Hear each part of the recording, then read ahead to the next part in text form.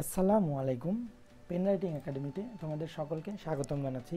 তো এই ভিডিওটা করার মূল উদ্দেশ্য হচ্ছে আমাদের এক্সামটা কিন্তু একদিন আগায় গেছে। একদিন আগায় গিয়ে কী হয়েছে, আমাদের 25 তারিখের এক্সামটা 24 তারিখে হচ্ছে।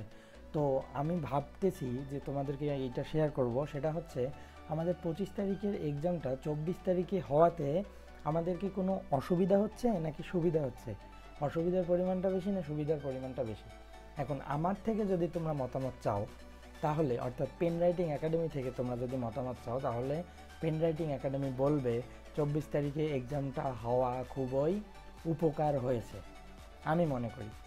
এর কারণ কি? কারণ দেখো, 22 তারিখের পরে আমাদের 24 তারিখ অর্থাৎ একদিন বন্ধ দিয়ে আমরা পরীক্ষা দেব ইংরেজি দ্বিতীয় পত্র। তো ইংরেজি দ্বিতীয় পত্রে এতটাও কিন্তু হিউজ সিলেবাস না যে তোমাদের অনেক কিছু পড়তে হবে। আমাদের কিন্তু ইংরেজি দ্বিতীয় এবং ইংরেজি প্রথম আলটিমেটলি একটা সাবজেক্ট তুমি যখন পড়তে যাও তখন কিন্তু অনেক পড়াই এটার সাথে রিলেটেড হয়ে যায়। এবং আমরা ক্লাস 6 থেকে যে গ্রামারগুলো পড়তেছি সেই গ্রামারগুলোই বারবার আমরা রিপিট করে পড়তেছি। সো আই থিঙ্ক একদিন বন্ধই আমাদের এনাফ ইংরেজি দ্বিতীয় পরীক্ষার জন্য। তবে এখন আমি কেন বলতেছি যে এটা আগানো আমাদের জন্য সুবিধা হয়েছে বা আমাদের উপকার হয়েছে, এর কারণটা দেখো। যখন এটা 24 তারিখে চলে গেল, 24 তারিখে চলে যাওয়া মানে তুমি একদিন বন্ধ পাইলা, সেটা 25 তারিখ, আরও একদিন বন্ধ পাচ্ছ, সেটা 26 তারিখ। 27 তারিখে এসে তুমি গণিত পরীক্ষা দেবা। 27 তারিখে তুমি যখন গণিত পরীক্ষা দেবা, আলটিমেটলি এই 24 তারিখে হওয়ার কারণে তোমার 2টা দিন তুমি বেশি পাচ্ছ। তো 2 দিন যখন তুমি বেশি পাবা, এটা কিন্তু গণিতে তোমার অনেক হেল্প করবে।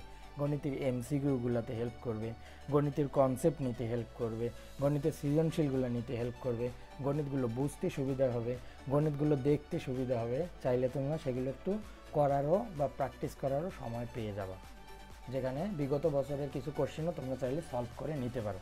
তো আই থিঙ্ক মানে পেন রাইটিং একাডেমির পক্ষ থেকে তোমরা যদি জানতে চাও যে এটা উপকার হয়েছে নাকি অপকার হয়েছে, তো আমি বলবো উপকার হয়েছে। কারণ ইংরেজিতে আমার একদিন বন্ধ হলেই এনাফ, তার বদলে আমি ওই বন্ধটাকে গণিতে কাজে লাগাইতে পারি।